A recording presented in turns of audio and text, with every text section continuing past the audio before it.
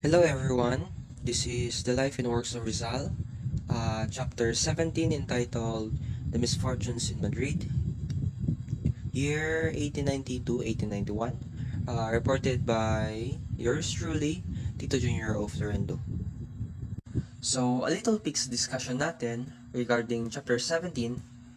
Early August 1890, Rizal arrived in Madrid to seek justice for his family and the Calamba tenants. Kaso nga lang, walang positive result ang dumating kay Rizal. Moreover, as Rizal stayed in Madrid, kasunod-sunod ang mga news na we can consider as disappointments, tapos may heartbreaks, may fights and duels, may bad news as well regarding sa family ni Rizal. However, in this chapter, it is showed how Rizal stood up kahit pa sa mga obstacles and challenges na na-face niya just to continue his mission to redeem his oppressed people. So, in this chapter, we will tackle the 8 major events that happened to Rizal during his stay in Madrid. First is failure to get justice for family.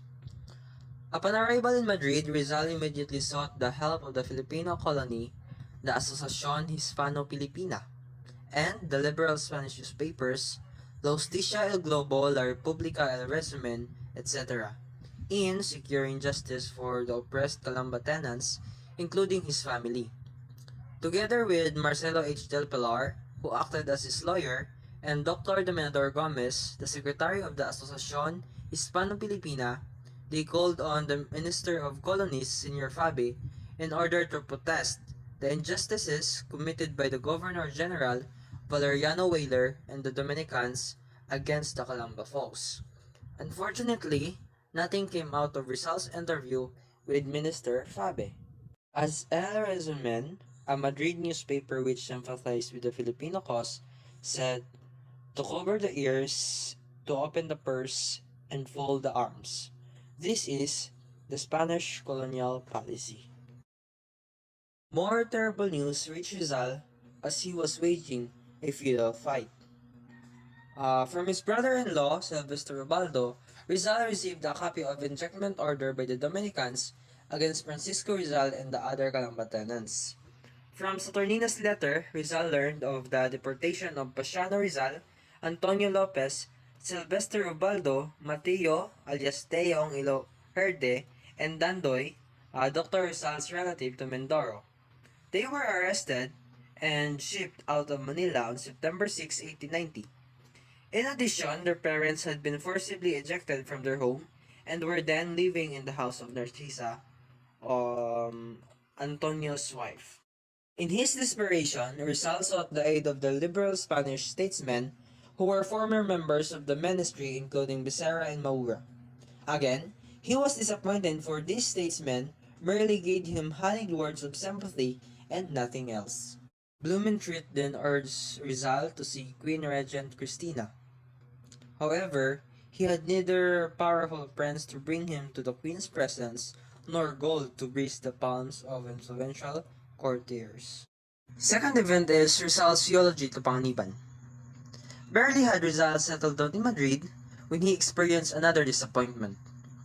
This was the doleful news that his friend, Jose Maria Panganiban, his talented co-worker in the propaganda movement, died in Barcelona on August 19, 1890, after a lingering illness.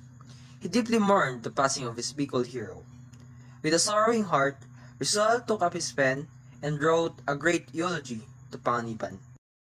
As stated in the eulogy of Rizal to Panganiban, August 19, 1890 was a day of mourning to numerous Filipinos in Europe. And, what a fatal coincidence, on the same month and day of the year just past, we had to deplore the death of another friend and a countryman, namely Feliciano Gonzalez Timbang. The third event is the aborted duel with Antonio Luna. Towards the end of August 1890, Rizal attended a social reunion of the Filipinos in Madrid. As was customary in these weekly reunions of the Pasianos, wine was served. After drinking so many glasses, the guests became more loquacious and the conversations flowed freely. One of them, Antonio Luna, became drunk. That time, Luna was bitter because of his frustrated romance with Nellie Bousted. Deep in his heart, he was blaming Rizal for his failure to win her, although Rizal had previously explained to him that he had nothing to do about it. In a fit of jealousy, which his alcohol-befogged mind could not control, Luna uttered certain unsavory remarks about Nellie. Rizal heard him. His high sense of chivalry could not tolerate any slur against the honor of any woman. Angered by the slenderest remarks, he challenged Luna, his friend, to a duel. Rizal was a better pistol shot than Luna, but the latter was his superior as a swordsman. Luna, as the challenge party, had the choice of weapons. Logically, he would have to choose the sword, in which case, Rizal's life would be in jeopardy. The Filipinos were shocked by the incident.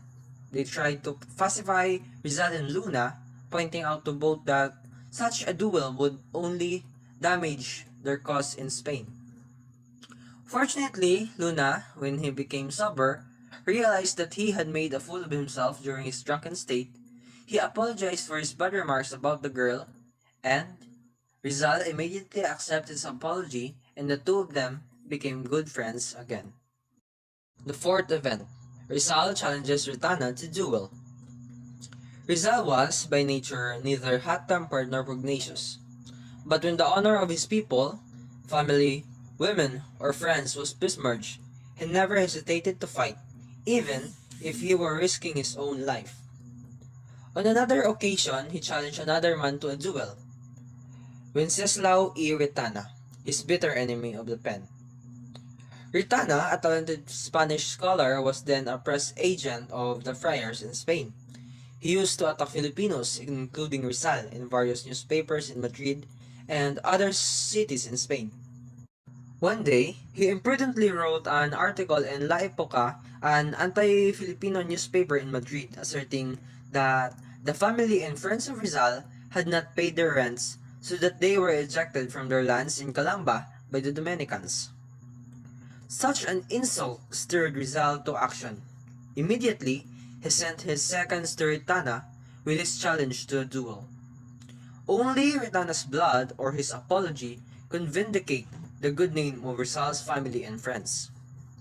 Because he believed that discretion is the better part of valor, and more so to save his own skin, Ritana at once published a retraction and an apology in the newspapers. His seconds had warned him that he had no chance whatsoever against Rizal on the field of honor, for Rizal was his superior in both pistol and sword. The incident silenced Ritana's pen against Rizal.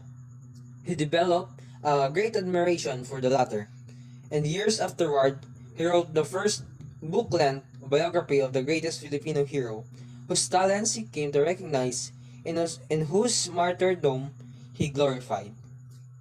Fifth, the infidelity of Leonor Rivera. In the autumn of 1890, Rizal was feeling bitter at so many disappointments he encountered in Madrid. One night, he and some friends attended a play at Teatro Apollo, and there, he lost his gold watch with Jane, with a locket containing the picture of Leonor Rivera, his beloved sweetheart. The loss of the locket proved to be a bad omen. And so, early in December 1890, with the cold winds of winter sweeping across the shivering city, Rizal received a letter from Leonor. Leonor announcing her coming marriage to an Englishman, the choice of her mother, and asking for forgiveness of Rizal. This letter was a great blow to Rizal. He was stunned, his eyes dimmed with tears, and his heart broke. Several agonizing weeks before he could confide to his friend Blumentritt. In his reply, dated February 15, 1891, Blumentritt consoled him, saying, "Your last letter filled us with sadness. After all the misfortunes that have befallen you, now your beloved has abandoned you. My wife cannot understand how a woman whom Rizal has honored with his love would be able to abandon him. she is disgusted with this girl. I myself feel it deeply, but only on your account. For I know how your heart is pained, but you are one of the heroes who conquer pain from a one inflicted by a woman because they follow higher ends. You have a courageous heart, and you are in love with a nobler woman, the motherland. Filipinas is like one of those enchanted princesses in the German legends who is a captive of horrid dragon until she is freed by a valiant knight. 3 months later, Blumentritt sent another comforting letter saying, I am grieved with all my heart that you have lost the girl to whom you are engaged. But if she was able to renounce Rizal, she did not possess the nobility of your spirit. She is like a child who cast away a diamond to seize a pebble. In other words, she is not the woman for you, my friend Rizal. The Rizal and Del Pilar rivalry. Toward the closing days of 1890, there arose an unfortunate rivalry between Rizal and Marcelo H. Del Pilar. Del Pilar, the fearless lawyer journalist, was gaining prestige in Madrid for his vigorous editorials in La Solidaridad, which he came to own. He had purchased this fortnightly periodical from Pablo Rianzares, its first proprietor, and had replaced Graciano Lopez Aina as its editor. As leader, Rizal tried to imbue his compatriots with his own idealism, for he believed that to gain prestige for the propaganda movement and to win the respect of the Spanish people, they must possess high standards of morality, dignity, and spirit of sacrifice. Unfortunately, his idealism was not shared by certain frivolous countrymen, who loved wine, women, and cards. Consequently, Rizal's leadership declined. Some of his former admirers who supported his leadership turned against him because they resented his interference in their private lives. They became supporters of Del Pilar. The editorial policy of La Solidaridad under Del Pilar's management enhanced the cleavage between Rizal and Del Pilar. Rizal and his close friends objected to the periodical's editorial policy, which was occasionally contrary to Rizal's political views.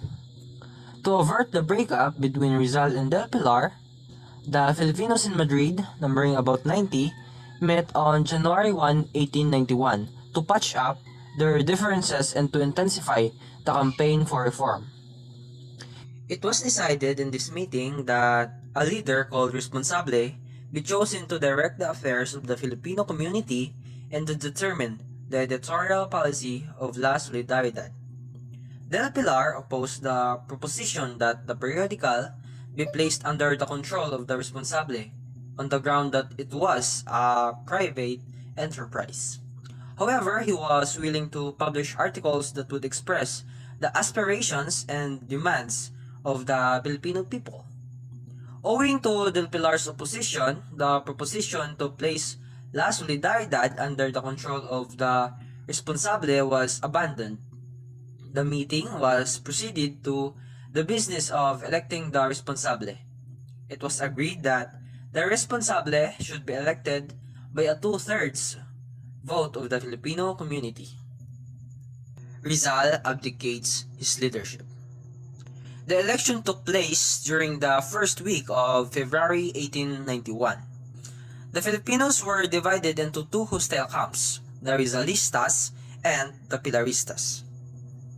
Passion ran high, inflaming animosity and disunity in the ranks of the compatriots. From the very beginning of the first day of voting, Rizal was winning, but he could not obtain the required 2/3 vote to be proclaimed as the Responsable. On the second day of voting, the result was again indecisive. Rizal won, but the votes cast for him did not reach the required 2/3. The situation was becoming explosive and critical. On the third day, Mariano Ponce appealed to his countrymen with stirring eloquence to vote for Rizal. Some Pilaristas evidently heeded his plea, for the voting that day resulted in Rizal's victory. Having obtained the necessary two-thirds vote, he became the responsable. But Rizal graciously declined the coveted position. He was a man of honor and dignity, with a high sense of delicadeza, which many politicians in all countries and in all ages seldom possess, so that he did not relish being a leader of a divided people. He knew that some of his compatriots who supported Del Pilar despised or disliked him, so he preferred to abdicate his leadership rather than be the same cause of disunity and bitterness among his countrymen. The last event is entitled Adios Madrid. Rizal wrote a brief note thanking his compatriots for electing him as responsable. Sadly, he packed up his bags, paid his bills, and boarded a train leaving for Biarritz. As his train pulled out of the railway station, he gazed through its window at the city of Madrid, where he was happy during his first sojourn, year 1882 to 1885, but unhappy on his second visit, year 1890 to 1891. It was the last time he saw Madrid. His agonizing heart bade goodbye to the metropolis of which he had written years ago. So that is all for chapter 17, The Life and Works of Rizal, entitled The Misfortunes in Madrid. Hope you all learned something. Thank you.